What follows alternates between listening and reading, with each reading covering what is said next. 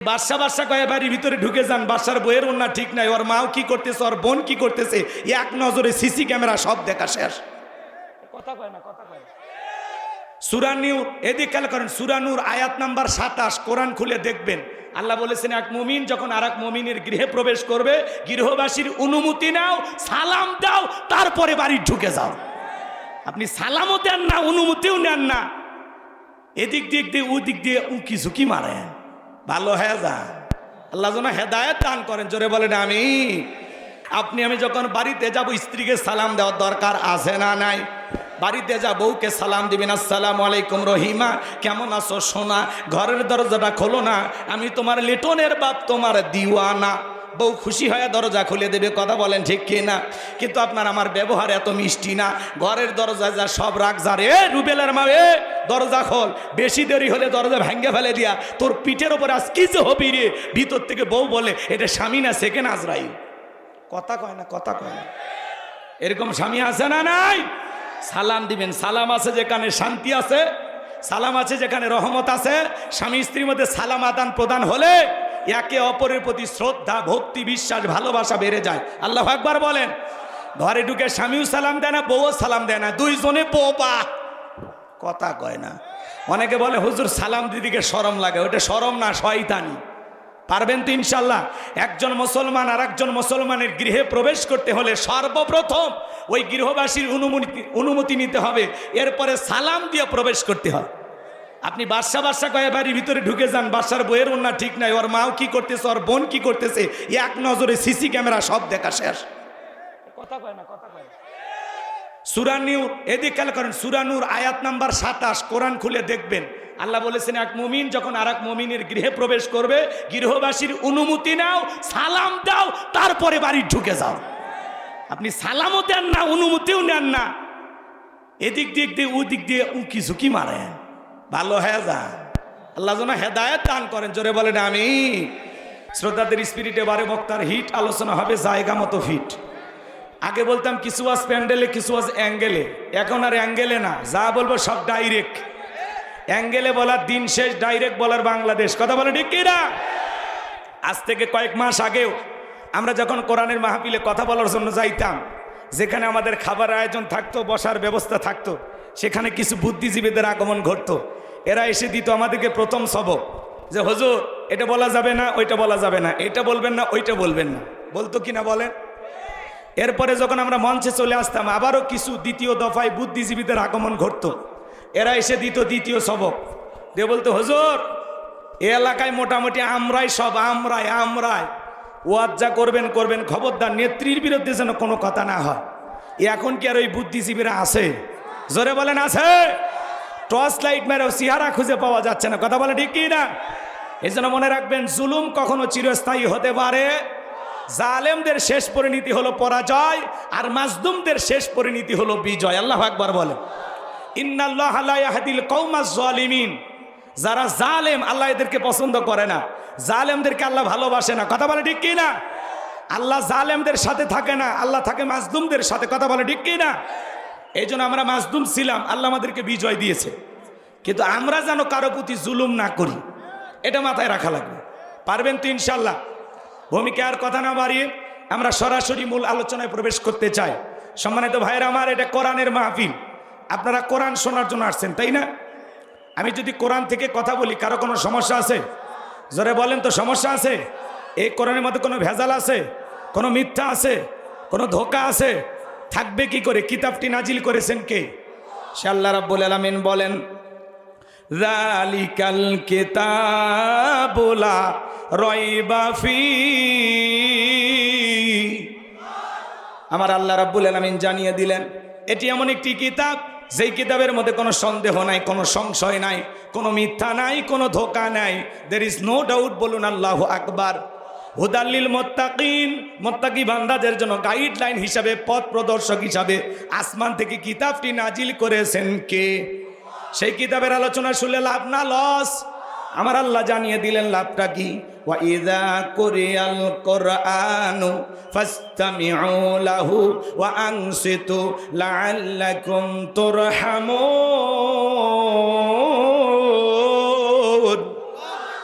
সূরা আরাফ আয়াত নাম্বার 204 আমার আল্লাহ রাব্বুল আলামিন জানিয়ে দিলেন, তোমাদের সামনে যখন কোরআন পাঠ করা হয়, কোরআনের আলোচনা করা হয়, চুপ করে কান লাগিয়ে মনোযোগ সহকারে কোরআনের কথাগুলো শ্রবণ করো। যারা চুপচাপ কোরআনুল কারীমের কথাগুলো শ্রবণ করবে, আমার আল্লাহ রাব্বুল আলামিন আসমান থেকে তাদের উপরে আল্লাহ রহমত বৃষ্টির মতো নাজিল করবেন। বলুন সুবহানাল্লাহ। এই জায়গায় আল্লাহ রহমত নাজিল হইতেছে, এই বিশ্বাস আপনার আমার আছে না নাই? তাহলে আল্লাহ রহমত নাজিল হইতেছে, আল্লাহ রহমত পাওয়ার আশায় আমরা কানটা খরগোশের মতো খাড়া করে কোরআনের কথাগুলো শুনবো। কোরআনের কথাগুলো শুনলে লাভ না ক্ষতি? লাভটা কি আমার আল্লাহ বলেন, ওয়াযাক্কির ফাইন্না যিকরা তানফাউল মুমিনিন, সূরা জারিয়ার 55 নম্বর আয়াত। আল্লাহ ডেকে বলেন, যারা আমার মুমিন বান্দা তাদের সামনে যখন কোরআন ওয়াজ করা হয়, কোরআন থেকে উপদেশ দেওয়া হয়, এই কথাগুলো শোনার পরে আমার মুমিন বান্দাদের উপকারে আসবে। বলুন সুবহানাল্লাহ। তাহলে কোরআনের কথা একটু মনোযোগ দিয়ে শোনা দরকার আছে না নাই? শুনে কি প্যান্ডেলে রাখবেন নাকি বাড়ি পর্যন্ত নিয়ে যাবেন? মাহফিল অনেক যায়, কিন্তু আলোচনা শুনি আমরা, কিন্তু বাস্তবে এই কথাগুলো সঠিকভাবে আমল করি না। ওয়াজ অনেক হচ্ছে, কিন্তু আমরা পরিবর্তন হচ্ছি না। আমরা প্রত্যেকটা মাহফিলে যাব নিজেদেরকে পরিবর্তন করার জন্য। এই মন মানসিকতা নিয়ে যাব যে ওলামা ইকরাম যা বলবে সেখান থেকে আমরা কিছু গ্রহণ করব। সেই কথা আল্লাহ তাআলা বলেন, আল্লাযীনা ইয়াসতামিউনাল কাওলা ফায়াত্তাবিউনা আহসানাহু উলাইকাল্লাযীনা হাদাহুমুল্লাহু ওয়া উলাইকা হুম উলুল আলবাব। সূরা জুমার আয়াত নাম্বার 18 আমার আল্লাহ রাব্বুল আলামিন জানিয়ে দিলেন, মনোযোগ সহকারে কোরআনের কথাগুলো শ্রবণ করো। এখান থেকে যেটা উত্তম কথা, ভালো কথা, সেইটা নিজের জিন্দেগিতে গ্রহণ করো। যদি গ্রহণ করতে পারো, ভালোটা নিতে পারো, আমি আল্লাহ বলে দিলাম, উলাইকাল্লাযীনা হাদাহুমুল্লাহু, তোমাদের জন্য হেদায়েতের রাস্তাটাকে সহজ করে দেব। উলাইকা হুম উলুল আলবাব, যারা কোরআন থেকে উপদেশ গ্রহণ করে তারাই হলো বুদ্ধিমান। সুবহানাল্লাহ বলে। আমার বিশ্বাস গাইবান্ধার মানুষ বুদ্ধিমান, কথা বলে ঠিক কি না? তাহলে আমি যা বলবো এখান থেকে একটি কথা হলেও আমলের নিয়তে ঘর পর্যন্ত নিয়ে যাবেন। কারা কারা হাত তুলে দেখান? নিয়ে যাবেন তো ইনশাআল্লাহ? 4টে পর্যন্ত ওঠা বসা করা যাবেন, একটু ধৈর্য নিয়ে বসেন। আমি কথা বলবো পবিত্র কোরআনুল কারীমের 108 নম্বর সূরা, সূরাটির নাম কাউসার। মোট আয়াত আছে 3টি, রুকু আছে 1টি। বিশ্বনবীর মক্কার জিন্দেগিতে আল্লাহ তাআলা এই সূরাটি নাজিল করেছেন। আমি কি আলোচনা শুরু করব? আউযু বিল্লাহি মিনাশ শাইতানির রাজিম, বিসমিল্লাহির রাহমানির রহিম। বিতাড়িত মোর্দার শয়তানের কাছ থেকে আল্লাহ পাকের কাছে আশ্রয় প্রার্থনা চাচ্ছি। পরম করুণা সীম দয়ালু আল্লাহ তাআলা নামে শুরু করছি। সবাই কণ্ঠ নাড়িয়ে, সকলের মুখস্থ আছে না? আচ্ছা বলেন তো, অনেকে ভাবতেছেন হুজুর এই সূরা থেকে ওয়াজ করবেন, যদি বুঝতাম গাড়ি ভাড়া করে আপনার মাহফিলে আসতাম না। আচ্ছা বলেন তো বাজান, পরিচিত রাস্তায় পথ চলতে সহজ হয় না কঠিন হয়? পরিচিত মানুষের সাথে কথা বলে ভালো লাগে না খারাপ লাগে? বক্তা যদি পরিচিত সূরা বা আয়াত থেকে আলোচনা করে, এইটা শুনে আরো বেশি ভালো লাগে। কারণ যেই জিনিস যত বেশি জানবেন, চর্চা কমে না বাড়ে? বলেন, চর্চা কমে না বাড়ে? হয়তোবা সূরা কাউসারের তাফসীর আপনারা যেভাবে জানেন, আমি হয়তোবা সেভাবে জানি না। আজকে আমি যেভাবে বলবো হয়তোবা আপনারা শোনেন নাই। কথায় আছেন, এক একটা ফুলের এক একটা সুঘ্রাণ। আমাকে একটু বলার সুযোগ দেন, মজা লাগবে ইনশাআল্লাহ। চলুন আলোচনা শুরু করি। সবাই কণ্ঠ নাড়িয়ে তেলাওয়াত করুন। ইন্না আ'তাইনাকাল কাউসার ফাসাল্লি লিরাব্বিকা ওয়ানহার ইন্না শানিয়াকা হুয়াল আবতার। আল্লাহু আকবার। যে কোনো সূরা বা আয়াতের তাফসীর করতে হলে কোন প্রেক্ষাপটে কোন সময় আল্লাহ তাআলা সেই সূরাটি বা আয়াতটি নাজিল করেছেন, সে নাজিলের প্রেক্ষাপট জানার দরকার আছে না? আরবিতে বলা হয় শানে নজুল। যদি শানে নজুল আলোচনা করা হয় তাহলে তাফসীর বুঝতে সহজ হয়। তাহলে সূরা কাউসার আল্লাহ তাআলা তার হাবিবের ওপরে কোন প্রেক্ষাপটে কোন সময় নাজিল করেছেন, সেই নাজিলের সময়কালটা আমি একটু তুলে ধরবো। কষ্ট হবে না তো ইনশাআল্লাহ? তাকবীর দেন, লিল্লাহি তাকবীর। সম্মানিত ভাইয়েরা আমার, বিশ্বনবীর প্রিয় সাহাবী হযরতে আনাস রাদিয়াল্লাহু তাআলা আনহু বলেন, নবীজি আমাদের চোখের সামনে বসা, আমি তাকায় দেখি নবীজি কাবার হাতিমে হেলান দিয়ে বসা। নবীজির মনটা ভীষণ খারাপ, মুখটা মলিন, চোখের কোনা দিয়া অশ্রু ঝরতেছে।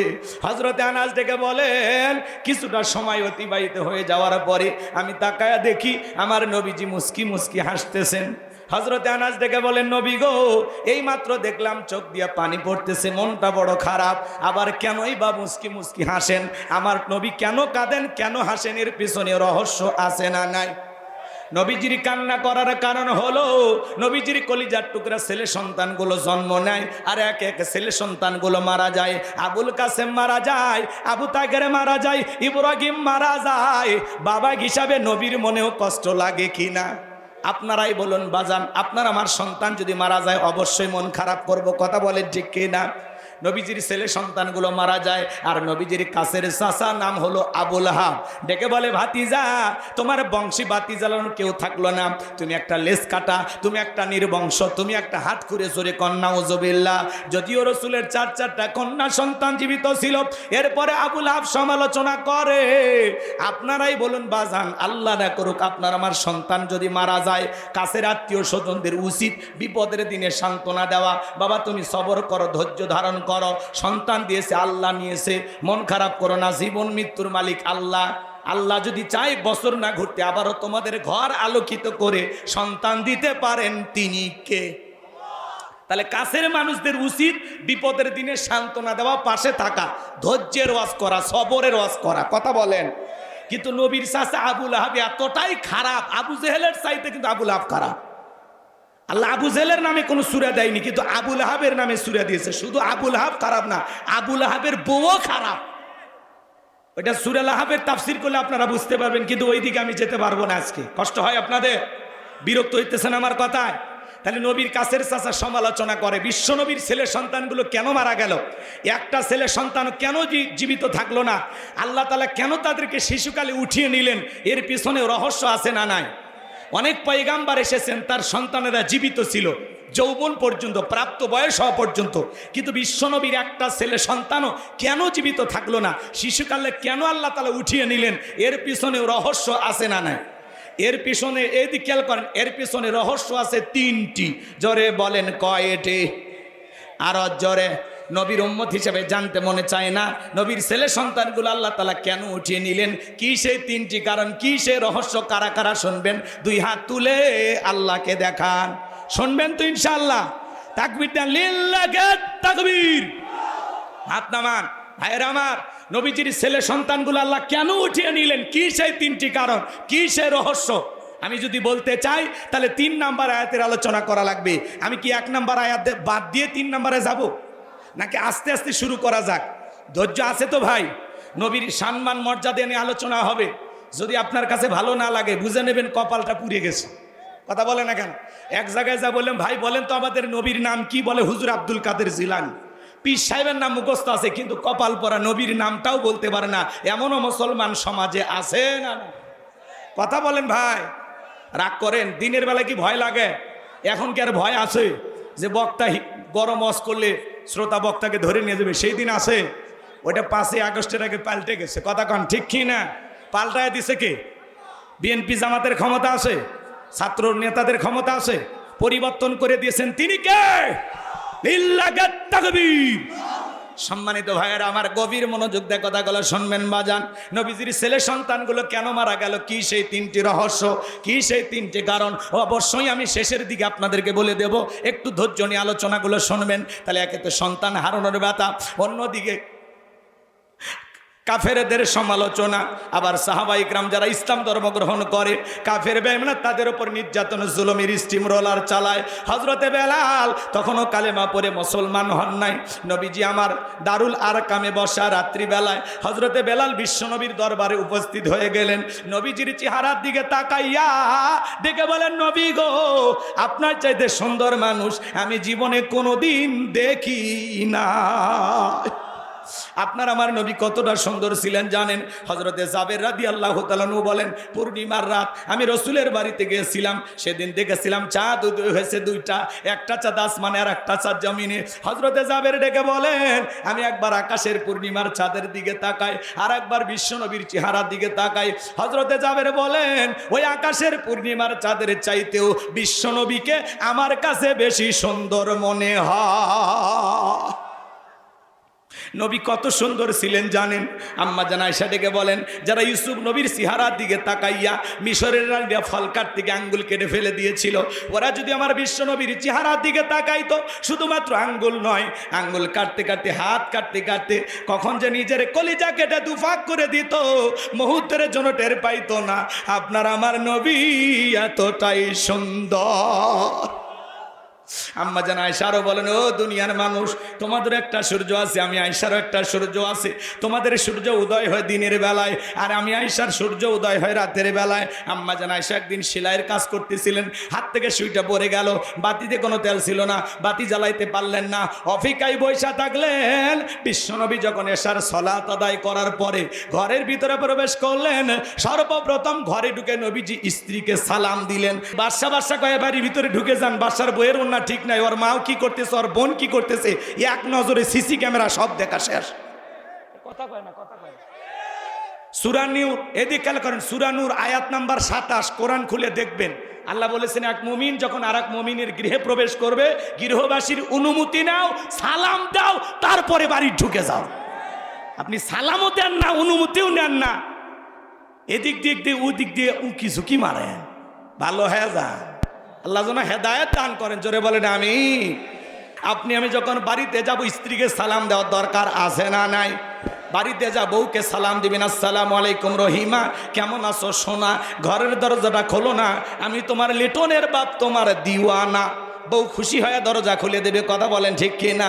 কিন্তু আপনার আমার ব্যবহার এত মিষ্টি না, ঘরের দরজা যা সব রাখ যা রে, রুবেলের মা, এ দরজা খোল, বেশি দেরি হলে দরজা ভেঙে ফেলে দিয়া তোর পিঠের ওপর আজ কি যে হবি রে। ভিতর থেকে বউ বলে, এটা স্বামী না সেকেন্ড আজরাইল। কথা কয় না, কথা কয় না। এরকম স্বামী আছে না নাই? সালাম দিবেন, সালাম আছে যেখানে শান্তি আছে, সালাম আছে যেখানে রহমত আছে। স্বামী স্ত্রীর মধ্যে সালাম আদান প্রদান হলে একে অপরের প্রতি শ্রদ্ধা, ভক্তি, বিশ্বাস, ভালোবাসা বেড়ে যায়। আল্লাহু আকবার বলেন। ঘরে ঢুকে স্বামীও সালাম দেয় না, বউও সালাম দেয় না, দুইজনে বোবা। কথা কয় না। অনেকে বলে হুজুর সালাম দিদিকে শরম লাগে, ওটা শরম না, শয়তানি।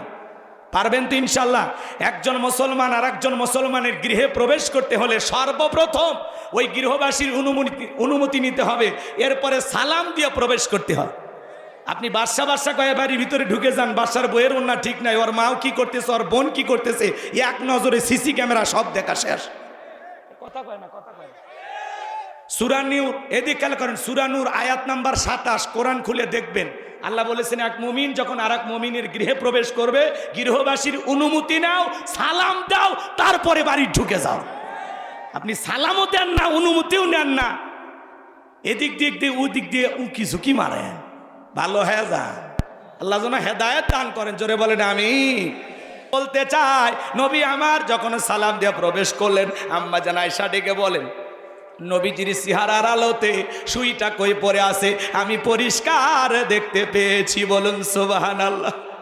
নবীর সম্মান মর্যাদা কত বাজান, যে নবী হ্যাঁ বললে তামাম পৃথিবীবাসীর জন্য আল্লাহ পাক হালালে পরিণত করে দেয়, যে নবী না বললে তামাম পৃথিবীবাসীর জন্য আল্লাহ পাক হারামে পরিণত করে দেয়। আল্লাহু আকবার বলেন। যে নবী আসমান, এদিক খেয়াল করে, জমিনে পথ চলে আসমানের মেঘ এসে ছায়া প্রদান করত, যে নবীর চেহারার ওপরে মশা মাছি পরা হারাম। নবীজি যখন ঘেমে যেতেন, নবীজির দেহের ঘামগুলো আম্মা জানেরা শিশির ভিতরে জমা রাখতেন। বিশেষ দিনে নবীজির দেহের ঘামগুলো সুগন্ধি হিসাবে ব্যবহার করা হতো। হযরতে আনাস বলেন, রসুলের দেহের ঘামের চাইতে দামি সুগন্ধি আমি জীবনে কোনোদিন নাকে পাইনি। সুবহানাল্লাহ বলেন। কেমন নবী পাইছি বাজান, যেই নবী থুতু নিক্ষেপ করলে সেখান থেকেও সুগন্ধি বের হয়। সুবহানাল্লাহ বলেন। যেই নবী আসমানের চাঁদের দিকে ইশারা করলে চাঁদ দুই টুকরো হয়ে যায়, জমিনে পা তুললে মাওলা পাকের আরশে আজিমে পৌঁছে যায়। যেই নবীর চেহারার দিকে তাকাইলে পেটের ক্ষুধা নিবারণ হয়ে যায়। মক্কা নগরীর একজন মহিলা, তার স্বামী মারা গেছে, 3টা সন্তান রেখে কয়েকটা দিন অনাহারে কাটায় ফেললো। বড় ছেলেটা ডেকে বলে, মা আর কতদিন না খেয়ে থাকবো মা, এতিমের দরদ এতিম নবী ছাড়া দুনিয়ার কেউ বুঝবে না, চলো না মা একবার বিশ্ব নবীর কাছে যাই, কালেমা পড়ি আর না পড়ি নিজেদের সমস্যার কথাগুলো নবীর কাছে যায় বলি। মহিলা রাজি হয়ে গেল, সন্তানদেরকে নিয়ে বিশ্ব নবীর দরবারে উপস্থিত হয়ে গেল। দুইটা ভাই যখন নবীজির চেহারার দিকে তাকাইছে, বড় ভাই ছোট ভাইকে ডেকে বলে, ভাই এ কেমন মানুষের চেহারার দিকে তাকাইলাম, যার চেহারার দিকে তাকাইয়া মনে হয় এই মাত্র পেট ভরে কি যেন খাইলাম, আমার পেটের ক্ষুধা নিবারণ হয়ে গেছে। ছোট ভাই ডেকে বলে, বড় ভাই আমারও তো একই অবস্থা, এ কেমন মানুষের চেহারার দিকে তাকাইলাম গো, যার চেহারার দিকে তাকাই আমার পেটের ক্ষুধা আমার পেটের ক্ষুধাটা চলে গেছে, বলুন সুবহানাল্লাহ। নবীর সম্মান মর্যাদা কত বাজান, যেই ছাগলের স্তনে দুধ নাই, বিশ্ব নবীর হাতটা লেগে গেলে দুধে পরিপূর্ণ হয়ে যায়। যেই খাবার 2-3 জন মানুষ খাবে, ওই খাবারে যখন বিশ্ব নবীর হাতটা লেগে যায়, শত শত মানুষ খাবার খেয়েও যেমন খাবার তেমনি থাকতো। চিৎকারে মেরে বলুন সুবহানাল্লাহ। সেই নবীর কাছে হজরত বেলাল কথা মনে আসে না নাই? হজরতে বেলাল রাদিয়াল্লাহু তাআলা ডেকে বলে, নবী গো আমারে কালেমা পড়ে মুসলমান বানায় দেন। বিশ্বনবী পড়া দিলেন, লা ইলাহা ইল্লাল্লাহু মুহাম্মাদুর রাসূলুল্লাহ সাল্লাল্লাহু আলাইহি ওয়াসাল্লাম। হজরতে বেলাল কালেমা পড়ে মুসলমান হয়ে গেল। আমার নবী ডেকে বলে, বেলাল ইসলামের অবস্থা এখন ভালো না, কালেমা পড়েছো আপাতত প্রকাশ করা যাবে? জোরে বলেন, প্রকাশ করা যাবে? আজও তামাম পৃথিবীর দিকে তাকায় দেখেন ইসলামের অবস্থা ভালো না খারাপ। তামাম পৃথিবীর জালেম বেঈমানরা ঐক্যবদ্ধ হয়েছে ইসলাম আর মুসলমানকে মুছে ফেলে দেওয়ার জন্য, কথা বলেন ঠিক কিনা? কিন্তু মনে রাখবেন বাজান, তামাম পৃথিবীর সমস্ত জালেমেরা ঐক্যবদ্ধ হয়ে জমিন থেকে ইসলামকে বিদায় করতে পারবে না, কারণ ইসলামের সুইচ আছে কার হাতে? আর একটু জোরে বলেন। আমার আল্লাহ বলেন, ইউরিদুনা লিতুফিউ নূরাল্লাহি বিআফওয়াহিহিম ওয়াল্লাহু মুতিম্মু নূরিহি ওয়ালাউ কারিহাল কাফিরুন। সূরা সফের ভিতরে আল্লাহ পাক জানিয়ে দিলেন, কাফেররা চাই মুখের ফুৎকারে দিনের আলোকে, ইসলামের আলোকে, কোরআনের আলোকে নিভায়া দিতে। আমার আল্লাহ ডেকে বলেন, আল্লাহু মুতিম্মু নূরিহি, এই জমিনে দিনের আলোকে, কোরআনের আলোকে, ইসলামের আলোকে আমি আল্লাহ পাক প্রতিষ্ঠিত করে ছাড়ব। যদিও কাফির বেঈমানদের অন্তরে যত ধরনের জ্বালা যন্ত্রণা হোক না কেন, ওই বেঈমানরা যতই লাফালাফি করুক বাজান, ইসলাম আর মুসলমানকে মুছে ফেলতে পারবে না, কারণ ইসলামের সাথে আছে কে? মুসলমানের সাথে আছে কে? তো আল্লাহ যদি কারোর সাথে থাকে তাও তাদেরকে কেউ মুছে ফেলতে পারবে? এদিকে খেয়াল করেন, তামাম পৃথিবীর জালেম বেঈমানেরা ঐক্যবদ্ধ হয়েছে ইসলাম আর মুসলমানকে বিদায় করবে। আজও ফিলিস্তিনের জমিনে নেতানিয়াহু মুসলমানদের রক্ত নিয়ে খেলা করে। মনে রাখবেন, নমরুদ ফিরাউনের পরিণতি যে এরকম হয়েছে, ওই নেতানিয়াহু, ওই জালেম ইহুদির বাচ্চা, ওদেরও পরিণতি তাই হবে। কথা বলেন, কথা বলেন। আজও কাশ্মীরে মুসলমানদেরকে হত্যা করা হয়, চীনের উইঘুরে মুসলমানদেরকে নিয়ে যায় উলঙ্গ করে, জ্যান্ত মুসলমানকে কেটে কেটে করাত দিয়ে চিরে আলাদা করা হয়। কি মনে করেন ইসলাম এত সহজ? ইসলাম এত সহজ না। হযরতে সুমাইয়া রাদিয়াল্লাহু তাআলা আর তার কলিজার টুকরা সন্তান আম্মার দুইজন রাস্তাতে হেঁটে যাচ্ছে। আবু জেহেল ডেকে বলতেছে, আম্মার শুনলাম তুমি নাকি মুসলমান হয়েছো, তোমার মাও নাকি কালেমা পড়ছে। হযরতে আম্মার রাদিয়াল্লাহু তাআলা ডেকে বলেন, হ্যাঁ আমি এবং আমার মা দুইজনে কালেমা পড়ে মুসলমান হয়েছি। আবু জেহেল ডেকে বলতেছে, তোমরা জানো না এর ভয়ঙ্কর পরিণতি হতে পারে? আমি কি বলবো? আপনারা রাগ করতেছেন আমার কথা? কি পরিণতি হয় তুমি তো জানো না। আবু জেহেল তখন কি করলো, মার ছেলেকে দুইজনকে 2 খুঁটির সাথে বাঁধলেন। বাঁধার পরে আবু জেহেল ডেকে বলতেছে, আম্মা আমি কি একটা খেলা দেখাবো? বলে, কি দেখাইবা? বলে, আমি যদি তোমার চোখের সামনে তোমার মায়ের কাপড় খুলে উলঙ্গ করি কেমন হবে? আম্মা মাথাটা নিচু করলেন, চোখের পানি ছেড়ে দিয়ে কান্না করতেছেন আর বলতেছেন, আল্লাহ এই শয়তান আবু জেহেল বলে কি? রাগ করতেছেন মনে হয় আপনারা। আমার ভাইয়েরা, লম্বা করার কোনো সুযোগ নাই। বাবা মুসলমান, দাদা মুসলমান, এই সূত্রে আপনি আমি মুসলমান হয়েছি। কিন্তু মুসলমান ঈমান আনার পরে এই জমিনে টিকে থাকার জন্য আপনার আমার পূর্ববর্তী উত্তরসূরি যারা সাহাবা ইকরাম যারা, তারা কতটা জুলুম অত্যাচারের শিকার হয়েছেন, এই ঘটনাগুলো শুনলে আপনাদের ঈমান জেগে উঠবে। কথা বলেন ঠিক কিনা? আমি কি একটু বলবো? রাগ করবেন না আমার ভাইয়েরা, লম্বা কিছু কথা আমি আপনাদের সামনে বলতে চাই। যেহেতু আপনারা আমার গ্রামের মানুষ, আমি একটু পরিষ্কারভাবে আপনাদেরকে একটু সময় দিয়ে কথাগুলো বলতে চাই। কষ্ট মনের মধ্যে নেবেন না। আমি যে কথা বলতে চাচ্ছিলাম, আম্মার কথাটা মনে রাখবেন। মার ছেলেকে আবু জেহেল 2 খুঁটির সাথে বেঁধে রেখেছে। আমি এই ঘটনাটা আপনাদেরকে একটু শোনানোর চেষ্টা করব। এদিকে হজরতে বেলাল কালেমা পড়ে মুসলমান হয়েছে। আমার নবী ডেকে বলে, বেলাল কালেমা পড়ে মুসলমান হয়েছে, আপাতত প্রকাশ করা যাবে না, কারণ ইসলামের অবস্থা এখন ভালো না। আজও পৃথিবীর দিকে তাকায় দেখেন, তামাম পৃথিবীতে ইসলাম আর মুসলমানের অবস্থা খুব একটা ভালো না। বাংলার জমিনের দিকে তাকায় দেখলেন না, কত সোনার মানুষদেরকে ধরে ধরে ফাঁসির দড়িতে ঝুলিয়ে দিল। শাপলা চত্বরে এতিম ছাত্র আলেম হাফেজদেরকে রাতের আধারে গুলি করে যারা হত্যা করেছিল, যারা আলেমদের রক্ত নিয়ে খেলা করেছিল, মুসলমানের রক্ত দিয়ে হাত রাঙিয়েছিল, আজকে তারা ক্ষমতার চেয়ার থুয়ে ভাগে পালিয়ে গেছে। কথা কয় না? কথা কয়। আমরা বারবার বললাম ম্যাডাম পদত্যাগ করেন। আল্লাহ বলে কিসের পদত্যাগ? এরা যে অন্যায় অপরাধ করেছে, শুধু পদত্যাগ না, আমি আল্লাহ এদেরকে দেশ ত্যাগ করতে বাধ্য করব। ইন্না বাতশা রাব্বিকা লাশাদীদ, আল্লাহর পাকড়াও বড় কঠিন। আল্লাহ ধরে ধরে না, যেদিন ধরবে মামু বাড়ি দিল্লি গিয়ে পড়বে। কথা বলে ঠিক কি না?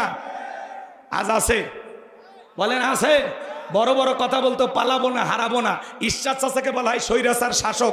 ঈশ্বর চাচা ক্ষমতার থেকে পদত্যাগ করে জেলে ঢুকেছে, দেশ ছাড়েনি। বাপের বেটা নেতাকর্মী থেকে ঈশ্বর চাচা পালাইছে? পালাইনি, জেল খাটছে, দেশেই ছিল। কথা কর।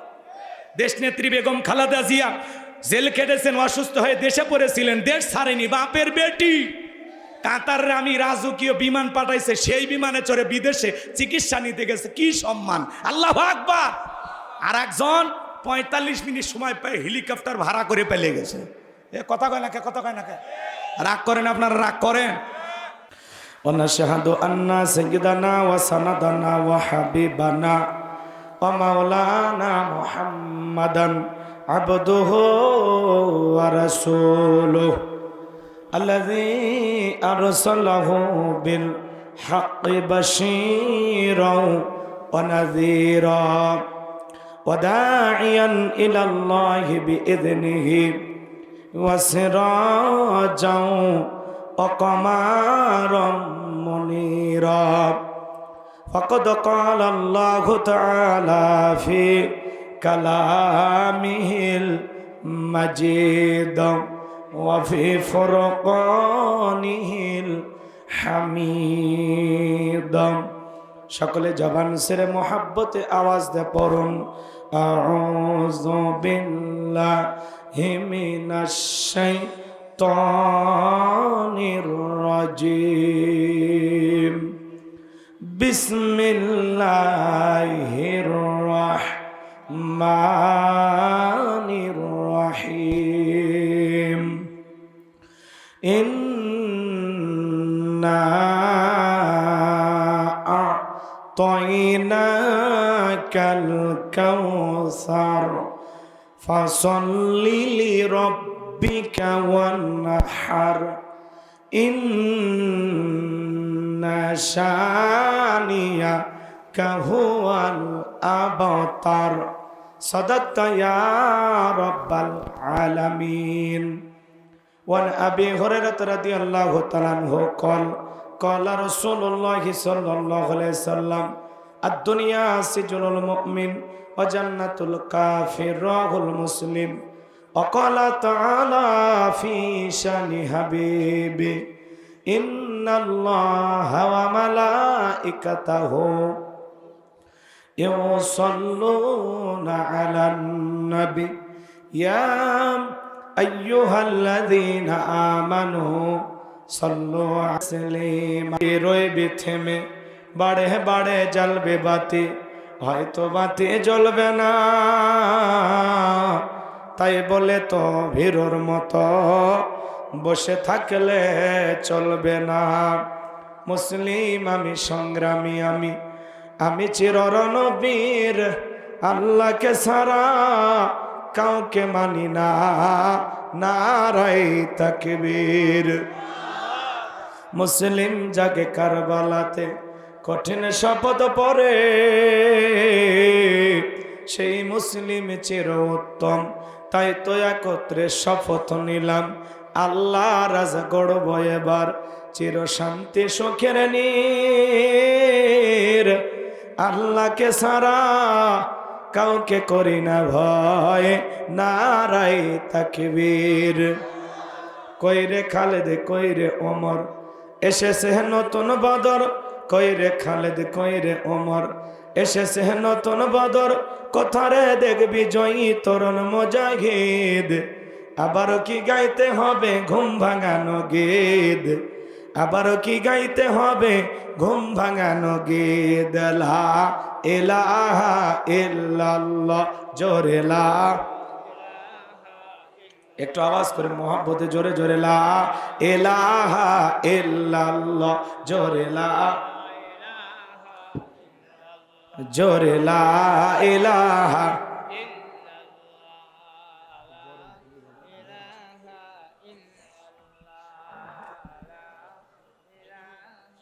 ইল্লাল্লাহ, জোরে লা। ফুলের বুকে থাকলে মধু ভ্রমর যেমন আসে, কোরআনের জ্ঞান থাকলে বুকে সবাই ভালোবাসে। লা ইলাহা ইল্লাল্লাহ, জোরে লা। সাইদ ভাইয়ের মা, মুগ্ধ ভাইয়ের মা, ইয়ামিন ভাইয়ের মা, নাহিদ ভাইয়ের মা, সাইদ ভাইয়ের মা, মুগ্ধ ভাইয়ের মা, ইয়ামিন ভাইয়ের মা, নাহিদ ভাইয়ের মা। তোমরা বড় ভাগ্যবতী, আনলে ধরায় আলোর জ্যোতি। সালাম তোমায় জানায় ফেরেশতা মা, সালাম তোমায় জানায় ফেরেশতা। লা ইলাহা ইল্লাল্লাহ, জোরে লা, লা ইলাহা ইল্লাল্লাহু মুহাম্মাদুর রাসূলুল্লাহ। জবান সে এক বাক্যে পড়ছি সাল্লাল্লাহু আলাইহি ওয়াসাল্লাম। বাংলাদেশের ঐতিহ্যবাহী গাইবান্ধা জেলার গোবিন্দাগঞ্জ থানার অন্তর্গত আমার নিজ গ্রাম পশ্চিম বানিহালি বাউস্তা জামি মসজিদের উদ্যোগে যুব সমাজ কর্তৃক আয়োজিত আজকের দিনের বেলায় বিরাট তাফসীরুল কোরআন মাহফিলের সম্মানিত সুযোগ্য অনারেবল প্রেসিডেন্ট, বিশিষ্ট শিক্ষাবিদ, বিশিষ্ট আলেমে দ্বীন জনাব মাওলানা মোহাম্মদ আব্দুল ওয়াহাব সাহেব, অধ্যক্ষ কাঁঠালবাড়ি মোস্তফিয়া কামিল মাদ্রাসা, আল্লাহ পাক তার গোলামকে হায়াতে তৈয়বা সিয়াতে কুল্লিয়ে দান করুন, সকলে বলুন আমিন। আজকের প্রোগ্রামের সহ সভাপতি আমার বন্ধুবর, বিশিষ্ট আলেমে দ্বীন, মুফাসসিরে কোরআন, অত্র মসজিদের সুযোগ্য খতিব, মাহতামিম রাজা বিরাট দারুল উলুম নিজামিয়া মাদ্রাসা জনাব মাওলানা মোহাম্মদ জিয়াউর রহমান দামাত বারাকাতুম আলিয়া। আল্লাহ পাক তার প্রিয় গোলামকে হায়াতে তৈয়বা সিয়াতে কুল্লিয়ে দান করুন, সকলে বলুন আমিন। আজকের প্রোগ্রামের প্রধান অতিথি বিশিষ্ট শিক্ষাবিদ প্রফেসর ডক্টর মোহাম্মদ গোলাম কিবরিয়া মণ্ডল। আল্লাহ পাক তার গোলামকে হায়াতে তৈয়বা সিয়াতে কুল্লিয়ে দান করুন, সকলে বলুন আমিন। প্রধান মেহমান সম্মানিত চেয়ারম্যান, বিশিষ্ট আলেমে দ্বীন জনাব মাওলানা মোহাম্মদ জাহাঙ্গীর কবির। আল্লাহ পাক তার গোলামকে হায়াতে তৈয়বা সিয়াতে কুল্লিয়ে দান করুন, আপনাদের খেদমতের জন্য কবুল করুন, চিল্লা বলুন আমিন। আজকের প্রোগ্রামের বিশেষ অতিথিবৃন্দ, অনেকের নাম রয়েছে। অত্র গ্রামের অসংখ্য কৃতি সন্তান, বিভিন্ন জায়গায় চাকরি করেন, অনেক দায়িত্বশীল ভাইয়েরা। আল্লাহ পাক তার গোলামদের হায়াতে তৈয়বা সিয়াতে কুল্লিয়ে দান করুন, সকলে বলুন আমিন। সকলের জন্য দিল থেকে দোয়া করে পড়ছি, ওয়া রাফা'না লাকা যিকরাক। আল্লাহ পাক সকলের সম্মানকে বৃদ্ধি করুন, চিল্লা বলুন আমিন। আমার পূর্বে আলোচনায় ধন্য করেছেন হাফেজ মাওলানা মোহাম্মদ শেখ আবু ইউসুফ। আমার প্রিয় ভাগিনার কণ্ঠকে আল্লাহ পাক দ্বীনের জন্য, ইসলামের জন্য, কোরআনের খেদমতের জন্য কবুল করুন, চিল্লা বলুন আমিন। চমৎকার কথা বলেন, অত্র এলাকার গলিতে গলিতে শেখ আবু ইউসুফ আলোচনা করে, আপনারা শুনেছেন। আল্লাহ যেন তার মর্যাদা আরো বৃদ্ধি করিয়া দেন, জোরে বলেন আমিন। মাহফিল পরিচালনায় আলহাজ খাজা মঈনুল ইসলাম, আল্লাহ পাক তারে গোলামকে হায়াতে তৈয়বা সিয়াতে কুল্লিয়া দান করুন, ছিল বলুন আমিন। মঞ্চ উপস্থিত সম্মানিত উলামায়ে কেরাম, সামনে বসা পিতৃ সমতুল্য মুরব্বী বাবাজিরা, কলিজার টুকরা প্রাণপ্রিয় যুবক ভাইয়েরা, ছোট্ট ছোট সোনামানিকেরা, পর্দার আড়ালের সম্মানিত বলা সরলা আবেদা সালেহা মা ও বোনেরা, প্রশাসনের সম্মানিত পুলিশের ভাইয়েরা, ডিবির ভাইয়েরা, জাতির বিবেক প্রিয় সাংবাদিক বন্ধুগণ, বিভিন্ন রাজনৈতিক দলের সম্মানিত নেতা কর্মী ভাইয়েরা, সবাইকে নিয়ে আরেকটি বার সালাম বিনিময় করছি। আশা করছি সকলেই সালামের জবাব জোরে শুনে দেবেন। আসসালামু আলাইকুম ওয়া রাহমাতুল্লাহি ওয়া বারাকাতুহু।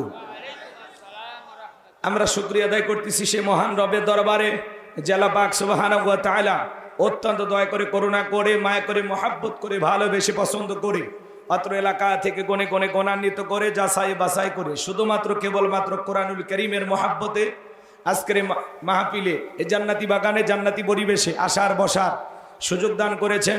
সে মহান রবের দরবারে সিজদাবনত চিত্তে কালিমাতুশ শুকর আদায় করে পড়ছি আলহামদুলিল্লাহ। বিশ্বনবীজির প্রতি দরুদ ও সালাম, যে নবী শাফায়াতের কান্ডার, রহমতের ভান্ডার, আপনার আমার প্রিয় নবী, প্রিয় নেতা জনাবে মুহাম্মদ রাসূলুল্লাহ, সকলেই পড়ুন সাল্লাল্লাহু আলাইহি ওয়াসাল্লাম। সম্মানিত ভাইয়েরা আমার, আজকের মাহফিলে আসতে পেরে বসতে পেরে আপনারা খুশি না বেজার? কারা কারা বেজার হয়েছেন দুই হাত তুলে দেখান। মাশাআল্লাহ, 2-3 জন হাত তুলেছেন। আপনারা বেজার হয়েছেন? সব জায়গায় তালে তালে মিলে বিপদ আছে না নাই? খালি জোশ থাকলে হবে না, জোশের সাথে হুশও থাকা লাগবে। কথা বলে ঠিক না? আজকের মাহফিলে আসতে পেরে বসতে পেরে কারা কারা খুশি, মুখে নিয়ে হাসি, আওয়াজ দেবে বেশি। আল্লাহ নামের এমন একটি স্লোগান দেবেন, এলাকায় যদি কোনো ইসলাম বিরোধী ওই পোকা, সার পোকা, তেলা পোকা থাকে, ওদের কলিজায় যেন কম্পন সৃষ্টি হয়, এমন আওয়াজ তুলতে রাজি আছেন যারা? দুটি হাত টান টান করে তুলে দেখান তো তারা। লিল্লাহে তাকবীর, লিল্লাহে তাকবীর। আল কোরআনের আলো, আল হাদিসের আলো, দুনিয়ার মুসলিম, সারা বিশ্বের মুসলিম, আমার নেতা তোমার নেতা, আমার নেতা তোমার নেতা। লিল্লাহে তাকবীর। আল কোরআনের আলো, আল হাদিসের আলো, দুর্নীতির আলো। লিল্লাহে তাকবীর। প্রধান অতিথির আগমন, প্রফেসর ডক্টর মোহাম্মদ গোলাম কিবরিয়া মন্ডল সাহেবের আগমন। আল্লাহ আজকের প্রোগ্রামের সম্মানিত প্রধান অতিথি সহ এলাকার গণ্যমান্য ব্যক্তিবর্গ, বিশেষ অতিথি সহ যারা উপস্থিত, আল্লাহ পাক সবাইকে কবুল করুন, চিল্লা বলুন আমিন। সম্মানিত ভাইরা আমার, অনেকে ঝোঁকে তালে বলেই ফেলেছেন দুর্নীতির আলো ঘরে ঘরে জালো। বাংলাদেশে দুর্নীতি দমন কমিশন আছে না নাই? এরপরে দুর্নীতি কমেছে নাকি ডিজিটাল কায়দায় বেড়েই চলেছে। দিন যত গড়াচ্ছিল দুর্নীতির পাল্লা তত ভারী হচ্ছিল। কথা বলে ঠিক কিনা? আমরা চাই আমাদের প্রিয় মাতৃ বাংলাদেশ দুর্নীতি মুক্ত আল্লাহ কবুল করুন, চিল্লা বলুন আমিন। আমরা চাই আমাদের বাংলাদেশ মাদক মুক্ত আল্লাহ কবুল করুন, চিল্লা বলুন আমিন। আমরা চাই আমাদের বাংলাদেশ যৌতুক মুক্ত আল্লাহ কবুল করুন, চিল্লা বলুন আমিন। মঞ্চে এত কথা বলা যাবে না, আরে এত লোক উঠেন না, ছোট মঞ্চ কাঁপতেছে তো। মঞ্চে একটু লোক কমান বাবা, পড়ে যাবে, ভেঙে যাবে, ভেঙে যাবে, লড়তেছে। শুধুমাত্র মেহমান যারা আছে তাদেরকে একটু বসতে দেন। কি আছে? আরে ওই জায়গায় রাখো বাবা, কই দিবেন? ছোট একটা চেয়ার দাও ওখানে, ওটা ওখানে রাখেন। আর মঞ্চে কথা বললেন না, কথা বললে এলোমেলো হয়ে যায় বাবা। এত অস্থির হওয়ার কোনো কারণ নেই, সবাই এলাকার মানুষ, তাই না? কথা কয়টাকে রাগ করে? আমি করবো ওয়াজ, আপনারা দেবেন আওয়াজ, জবাব দিবেন ঠিক ঠিক, আলোচনা হবে কমপ্লিট।